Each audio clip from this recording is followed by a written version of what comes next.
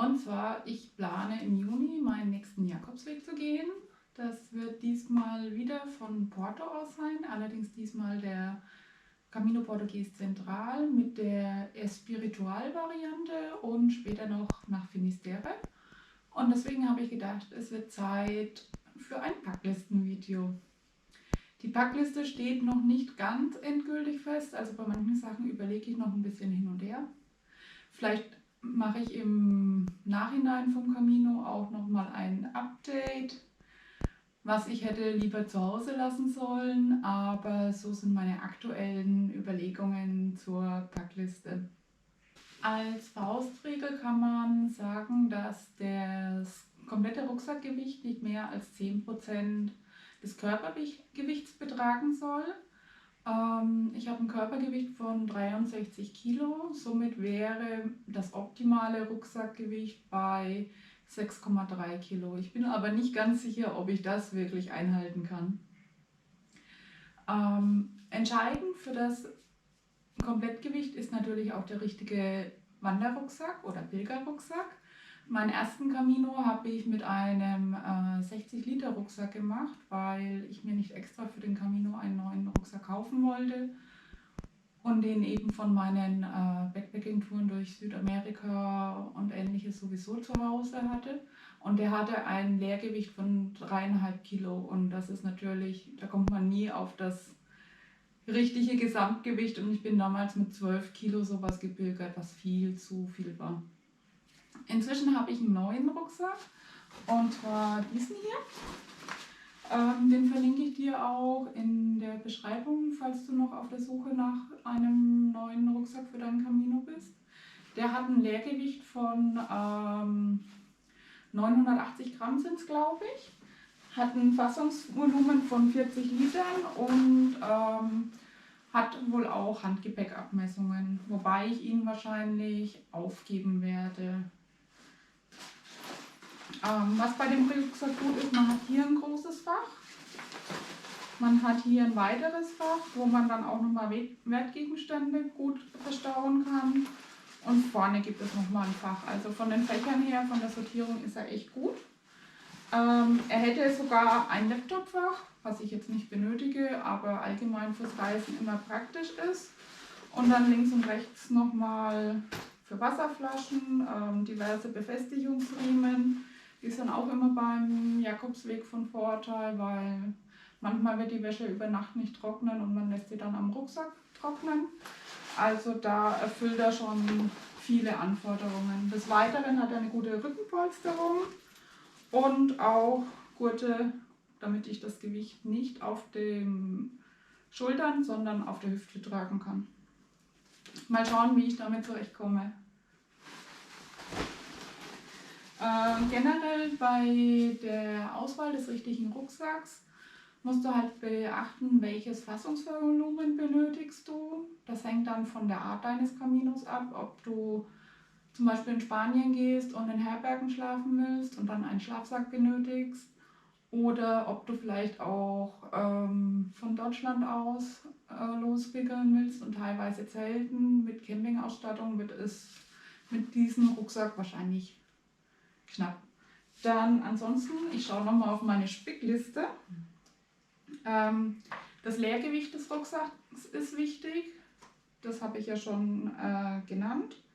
Dann Handgepäckabmessungen, ob die dir wichtig sind.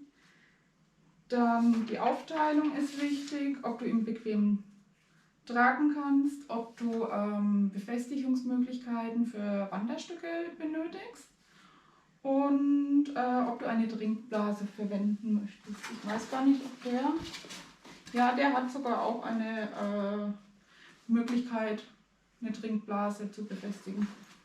Für mich hat es sich außerdem bewährt, zusätzlich eine Bauchtasche zu verwenden, weil da kann ich dann einmal den Pilgerausweis, den Geldbeutel, das Handy, den Labello, Kleinigkeiten gut verstauen, dass die immer griffbereit sind. Und das Gute ist, wenn du da all deine Wertgegenstände drin hast, dann kannst du deinen Rucksack auch einfach in der Herberge abstellen und musst dir keine Gedanken machen, dass was wegkommt. weil die Wertgegenstände behältst du halt immer bei dir. Also für mich hat sich das wirklich bewährt. Ich habe jetzt schon mal einen Geldbeutel rein, Kopfhörer zum Musik hören. Das ist eigentlich auch immer sehr praktisch.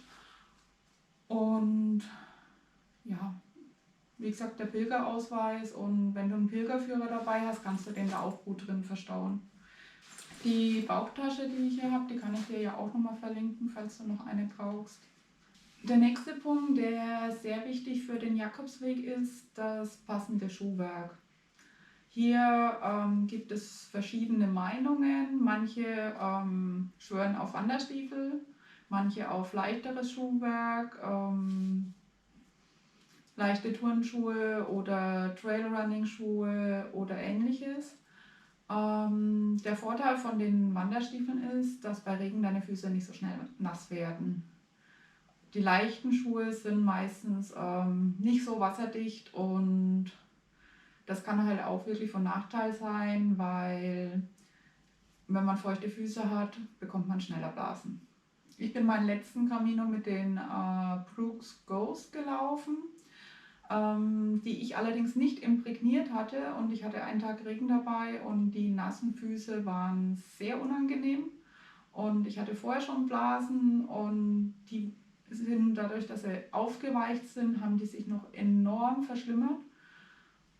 Und das war sehr unangenehm. Ich habe jetzt allerdings auf Facebook, in der Facebook-Gruppe von der Nutzerin, den Tipp bekommen, diese Schuhe zu imprägnieren, und dass sie damit eigentlich sehr gut läuft und dass sie dann beinahe wasserdicht sind. Der Nachteil von den Wanderstiefeln ist halt das hohe Gewicht. Und es kommt auch darauf an, welchen Camino du gehst. Bei den meisten ist es nicht wirklich erforderlich, dass du wirklich Wanderstiefel hast. Also viele Wege sind ja relativ gut begehbar, bis auf der Camino Primitivo. Da hat man sehr bergige Passagen, oder auch der Camino del Norte. Da ich ja den Camino Portugues Central gehen möchte, werde ich wahrscheinlich wieder die leichte Variante wählen und es diesmal mit der Imprägnierung probieren. Der Vorteil von Wanderstiefeln ist halt auch, dass du nicht so leicht umknickst. Also das ist halt gerade, wenn du schwierigeres Gelände hast, knickst du nicht so schnell um. Ich bin noch so ein bisschen am Überlegen, aber ich glaube, für den Camino Portugues Central sind die Wanderstiefel nicht erforderlich. Also muss ich sie, oder werde ich sie wahrscheinlich zu Hause lassen. Auch wenn sie mich schon zu wirklich schönen Flecken dieser Erde gebracht haben. Beispielsweise war ich mit denen in Patagonien unterwegs. Da gibt es auch ein paar Videos bei mir auf YouTube. Sind zwar nur Dia-Shows, weil ich da noch keine GoPro hatte, aber die Landschaften in Patagonien waren traumhaft schön, und da haben mich diese Stiefel echt gut von A nach B gebracht. Aber auf dem Jakobsweg hat man ja nicht oder auf den meisten Jakobswegen hat man nicht diese schwierigen Anforderungen. Von daher werde ich wahrscheinlich die leichte Variante nehmen. Generell beim Schuhkauf habe ich einen Tipp für dich. Als ich meine Wanderschuhe damals gekauft habe, hatte ich einen sehr guten Berater, und der hat mir gesagt, schlüpf in 2 unterschiedliche Wanderstiefel rein und schau, welcher besser an deinem Fuß passt. Den behältst du an, den anderen wechselst du gegen den anderen Schuh aus. Und so habe ich dann, ich glaube, 10 Paar Schuhe oder so durchprobiert, und letztendlich habe ich dann wirklich den passenden Schuh für mich gefunden und laufe darin sehr gut. Deine Schuhe solltest du auf jeden Fall eine halbe Nummer größer mindestens nehmen, als du normal benötigst, und auch mit Wandersocken direkt anprobieren. Erstens, die Wandersocken sind dicker, also dass du dann auch wirklich diesen Größenunterschied hast. Und zum anderen, durch die hohe Beanspruchung auf dem Camino, durch das tägliche Laufen, weiten sich deine Füße. Also die schwellen ein bisschen an, und du brauchst dann noch ausreichend Platz, damit du dich nicht wundscheuerst. Was ich dir sonst noch empfehlen kann, lauf deine Wanderschuhe vor dem Camino gut ein, besonders wenn sie neu sind. Solltest du mehrere Etappen machen und am besten auch mal Probepilgern mit dem Gewicht auf dem Rücken, damit du siehst, wie du damit zurechtkommst. Der Rucksack und das Schuhwerk sind die wichtigsten Sachen, sage ich mal, wo man wirklich beim Kauf auf Qualität achten sollte und sich gut beraten lassen sollte. Die sonstige Pilgerausstattung, ja, ist ein bisschen einfacher. Und ich zeige dir jetzt mal, was ich so wahrscheinlich mitnehmen werde. Das eine ist ein leichter Schlafsack mit kleinem Packmaß. Manchen reicht auch so ein Seiteninlay für einen Schlafsack aus, aber ich glaube, dass mir das zu kalt ist. Also ich möchte dann nicht frieren müssen. Und deswegen nehme ich schon einen richtigen Schlafsack mit. Den Schlafsack brauchst du allerdings auch nur, wenn du in den Herbergen übernachtest. Wenn du sowieso ein Einzelzimmer wählst oder buchst, hast du Bettsachen dabei. Aber für die richtigen Pilgerherbergen brauchst du auf jeden Fall einen Schlafsack. Und ich mache jetzt die Sachen, die ich einpacke, so nach und nach in den Rucksack und dann schauen wir mal, ob auch wirklich alles reinpasst.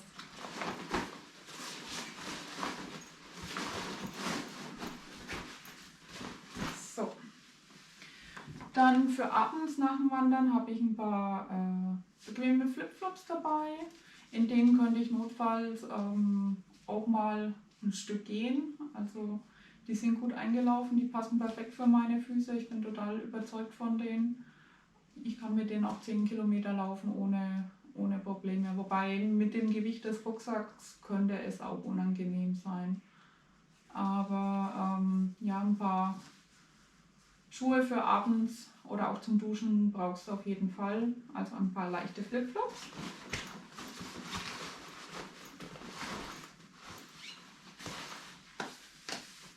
Dann ganz wichtig ist ein Regenponcho.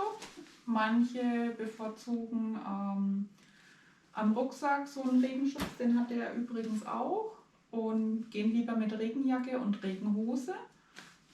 Ich finde es aber praktischer mit so einem Regenponcho. Die schauen zwar unheimlich sexy aus, aber da laufen fast alle Pilger so rum und das kann man mit Humor nehmen. Dann habe ich auch noch eine Regenhose, bei der bin ich mir allerdings noch nicht sicher, ob ich die mitnehmen werde oder nicht. Jetzt im Juni sollte es ja ziemlich warm eigentlich sein. Das letzte Mal beim Regentag bin ich mit kurzer Hose gelaufen. Ich habe die Regenhose nicht gebraucht. Da werde ich mir nochmal Gedanken machen. Der Vorteil von der Regenhose ist halt, dass von oben auch nicht so viel Wasser in den Schuh eindringt. Aber ja, die ist zwar klein und leicht, aber diese 100, 150 Gramm oder was die hat, kann man sich halt auch sparen. Dann, ich habe jetzt mein Reiseoutfit sozusagen, habe ich schon an. Das ist einmal eine Wanderhose mit abnehmbaren Beinen. Das finde ich sehr praktisch, weil so habe ich gleichzeitig eine lange und eine kurze Hose. Sollte es früh noch frisch sein, ziehe ich erst die lange Hose an und mache abends die Beine sozusagen ab. Aber ja, je nachdem, wie du dich da besser fühlst. Manche laufen sich auch an den Reißverschlüssen wund. Da hatte ich bisher noch keine Probleme, aber ja, die Entscheidung musst du selber treffen. Dann habe ich auch schon ein T-Shirt an. Das ist aus meiner eigenen Kollektion sozusagen. Falls du auch so ein T-Shirt haben möchtest oder eine andere Variante, ich habe verschiedene Varianten in meinem Shop, kannst du gerne mal reinschauen und den Shop verlinke ich dir auch unter Fanartikel zum Jakobsweg. Und das ist auch ein Funktions-T-Shirt, also perfekt für Wanderungen, schnell trocknend. Dann werde ich bei meiner Anreise oder auch meistens am frühen Morgen werde ich noch so eine Trainingsjacke anziehen. Die lässt wenig Wind durch, ist eine Funktionsjacke, also perfekt fürs Wandern gemacht. Dann habe ich noch dabei einen Buff. Die sind auch super praktisch und zum einen sollte es windig sein und du willst deinen Hals schützen. Und zum anderen nehme ich die im Schlafsaal auch als Augenmaske. Die ziehe ich mir dann so auf. Und wenn dann früh jemand mit der Taschenlampe leuchtet und schon um 6 Uhr starten will und ich eigentlich noch ein bisschen länger schlafen möchte, dann werde ich durch den Lichteinfluss nicht ganz so stark gestört. Fürs Schlafen im Schlafsaal empfehle ich dir auch, gute Oropax mitzunehmen, weil meistens hat man doch mindestens einen Schnarcher dabei oder ansonsten wird man eben durch die Frühaufsteher eventuell geweckt. So, was habe ich noch? Machen wir mal mit den Klamotten weiter. So. Ich werde zwar den Camino Portugues zentral gehen, aber am Schluss gehe ich noch bis Finisterre und Murcia und deswegen muss ein Bikini auch mit. Dann habe ich 2 Paar Unterhosen zum Wechseln. Mir ist es letztes Mal auf dem Camino passiert, dass ich nachts vergessen habe, meine Wäsche abzuhängen und das war natürlich genau die Nacht, in der es geregnet hat. Das heißt, ich habe dann an diesem Tag nasse Wäsche mit mir rumgetragen und hätte ich keine zweite Ersatzunterhose dabei gehabt und kein zweites Ersatz-T-Shirt, hätte ich nichts zum Anziehen gehabt. Deswegen, weil das ist am nächsten, ich habe das dann nass mitgenommen, habe das abends versucht zu trocknen, aber da es den ganzen Tag geregnet hat und die Luftfeuchtigkeit so hoch war, ist da auch nichts getrocknet und ich war dann wirklich froh, dass ich nochmal Ersatzunterwäsche dabei hatte. Dann eine kurze Hose.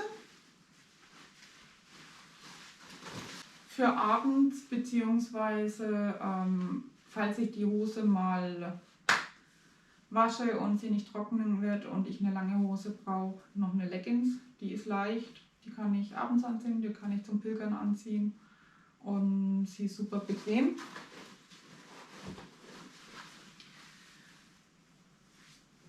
Dann habe ich noch ein Langarm-Funktionsshirt dabei. Das ist auch mehr zur Sicherheit, wenn es denn regnen sollte und an diesem Tag kühler ist, dass ich dann neben der Jacke wenigstens ein bisschen was Langärmliches habe. 2 Wechsel-T-Shirts. Die Gründe habe ich dir ja schon genannt.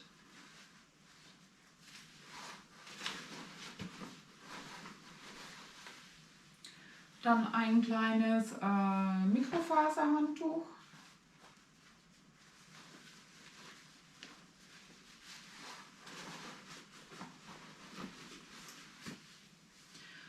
Und da bin ich mir auch noch nicht sicher. Das ist ein dünnes Strandtuch, das man auch als Sarong tragen kann. Ich möchte die letzten Tage dann noch am Strand von Finisterre und Murcia verbringen. Deswegen habe ich auch ein Bikini dabei.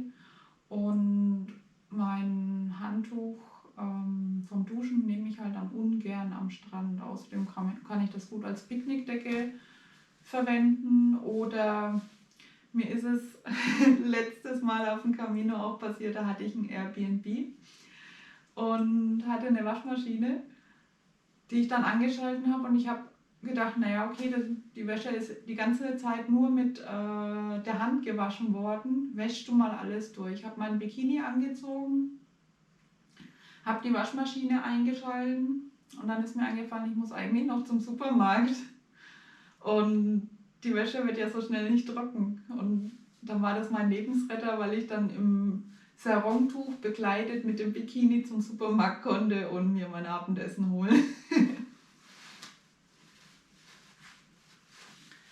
Ansonsten noch 2 Paar Wandersocken.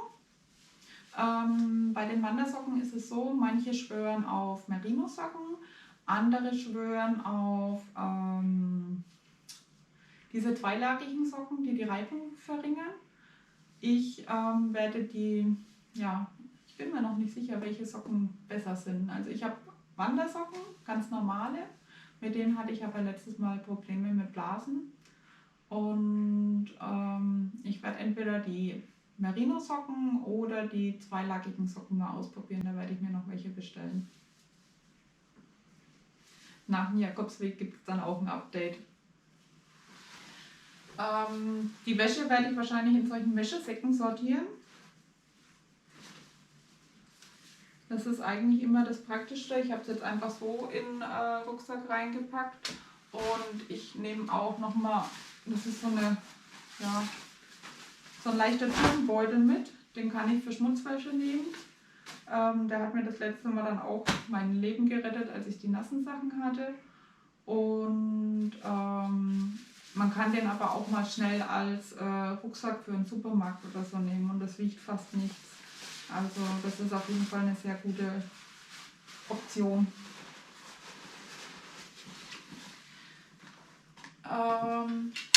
Nächster Punkt, der betrifft jetzt nur die Frauen. Ich werde wahrscheinlich circa einen Monat unterwegs sein, gesamt, also mit ein paar Tage Porto noch, da ich diese Stadt einfach liebe und da das Flair noch ein bisschen aufsaugen will. Das heißt, irgendwann in der Zeit werde ich wohl auch meine Periode bekommen. Und für mich die praktischste Variante ist Periodenunterwäsche. Da rätsel ich aber auch noch, wie viel ich mitnehmen soll. Ich kann die ja auswaschen, ist überhaupt kein Problem, aber die sind halt ein bisschen dicker und ich weiß nicht, wie schnell die trocknen. Also eine kann ich 12 Stunden lang tragen, dann muss ich sie eben wechseln, auswaschen. Ich glaube aber nicht, dass sie in 12 Stunden dann wieder trocken ist. Also 3 brauche ich mindestens, eventuell 4, aber da werde ich auch mir noch Gedanken zu machen, wie ich das am besten löse. Was haben wir da noch? Das Beauty Case fällt ziemlich spartanisch aus. Das ist so ein Wachsstift, da kann ich mir den Ansatz so ein bisschen glätten, dass hier nicht die Flusen wegstehen. Ein kleines Döschen mit Creme, falls ich mir doch mal einen Sonnenbrand hole. Zahnpasta.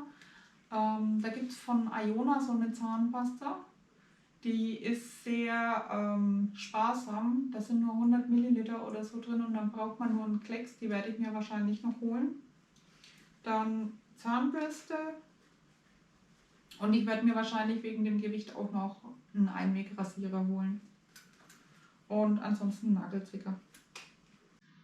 Dann kommen wir zu Medikamenten, Blasenpflaster und Co. Ich werde was gegen Durchfall mitnehmen, normale Pflaster, Magnesiumtabletten, Blasenpflaster, zur Sicherheit ein paar Tampons, weil man weiß ja nie, wann es losgeht. Wahrscheinlich 2 Paracetamol, Elektrolyte und meine Antidepressiva. Alles andere sollte was sein, kann man sich auf dem Camino auch problemlos nachkaufen. Dann haben wir hier noch Wunddesinfektionsspray, ganz wichtig. Hirschtalcreme. Rasiergel bin ich mir noch nicht sicher, ob ich es mitnehme. Also wenn dann in so einer kleinen Tube. Vielleicht nehme ich auch einfach Duschgel. Dann habe ich hier so eine Schmerz- und Rheumasalbe. Die ist vom DM und die ist super gut. Ich habe ab und zu mal mit ziemlich schlimmen Rückenschmerzen zu kämpfen. Und die werde ich auf jeden Fall mitnehmen, um dann, falls ich da mit einem Rucksackgewicht oder so irgendwelche Probleme habe, mich einzuschmieren. Dann Shampoo fülle ich mir in so ein kleines 100 Milliliter Fläschchen ab. Duschgel bin ich noch unsicher. Mein erster Gedanke war auch, einfach 100 Milliliter abzufüllen und dann auf dem Weg noch zu kaufen oder einfach ein Seifenstück zu kaufen. Aber mit 100 Millilitern komme ich definitiv nicht klar, weil ich auch meine Klamotten mit dem Duschgel wasche. Also ich verzichte da auf ein extra Waschmittel, außer für die Periodenunterwäsche nehme ich so eine Wäschedesinfektion noch mit. Da muss ich mal schauen. Vielleicht nehme ich auch einfach ein Seifenstück mit und kaufe dann unterwegs nach. Von Sonnencreme nehme ich auf jeden Fall die große Packung mit, weil in Portugal und Spanien ist das meistens viel teurer als in Deutschland. Und ich sehe es dann nicht ein, mehr für die Sonnencreme zu zahlen. Deswegen große Packung.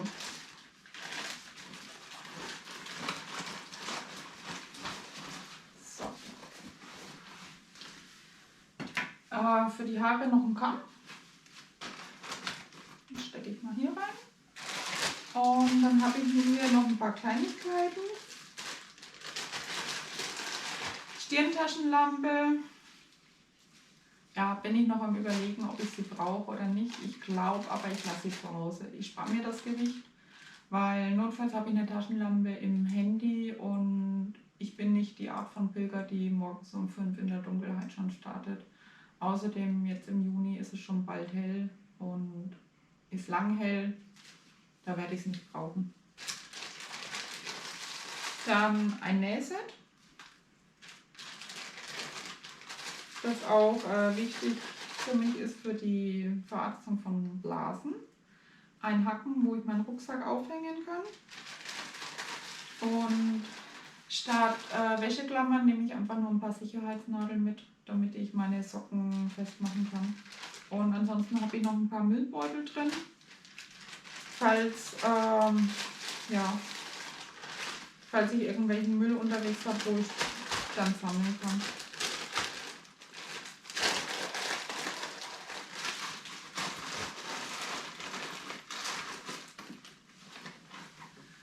So, das ist das hier. Meine GoPro nehme ich natürlich mit, weil ich will den Jakobsweg zum einen für dich und zum anderen für mich dokumentieren. Das heißt, ich brauche auch noch Ersatzakkus, Speicherkarten und ein Ladegerät. Eine Powerbank nehme ich sicherheitshalber auch noch mit. Und einen Kindle. Jetzt packen wir das alles noch rein.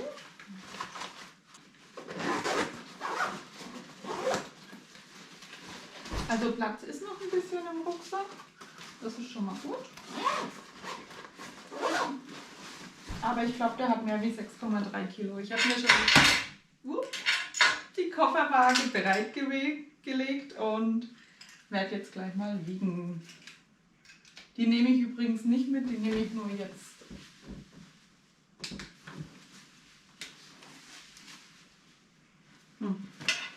War zu früh.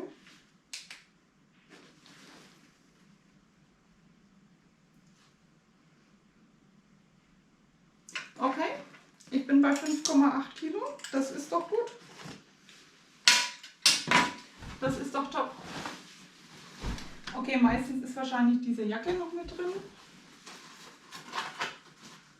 Und fürs Duschgel kommt auch noch ein bisschen Gewicht dazu. Jetzt machen wir die Jacke noch mal mit rein. Schauen, ob sie auch reinpasst. Jo, passt. Und dann wiege ich nochmal.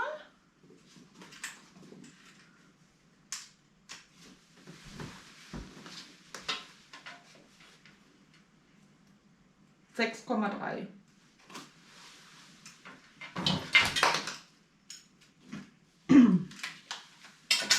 Also ich würde sagen, das hört sich doch perfekt an. Ich wiege 63 Kilo, mein Rucksack ist bei 6,3 Kilo, okay. Da kommt dann noch Wasser dazu, aber es ist dann sozusagen ein bisschen über die Hälfte von meinem letzten Rucksackgewicht und das werde ich gut tragen können. Nachdem ich das Video beendet habe, ist mir noch was eingefallen. Auf meinem letzten Camino hatte ich auch meine Mate-Ausstattung dabei und ich habe so genossen, mir nach den ersten Kilometern ein schönes, ruhiges Plätzchen in der Natur zu suchen. Auf dem Camino Portugues de la Costa waren es natürlich oftmals schöne Plätze am Strand und dort mein Mate zu trinken. Das wird allerdings dann nochmal zu zusätzlichem Gewicht führen. Also ich bräuchte für die Zeit ein halbes Kilo Mate, eine Tasse und dann noch eine Thermoskanne. Ich habe es jetzt nochmal in den Rucksack mit rein und wäre dann gesamt bei 7 Kilo. Ist eine Überlegung wert, das mitzunehmen.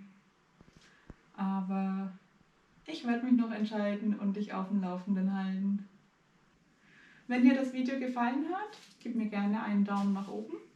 Und wenn du die Videos über den Jakobsweg nicht verpassen willst, dann abonniere gerne meinen Kanal. Wie gesagt, im Juni soll es losgehen und ich muss den Flug noch buchen, also ein genaues Datum habe ich noch nicht.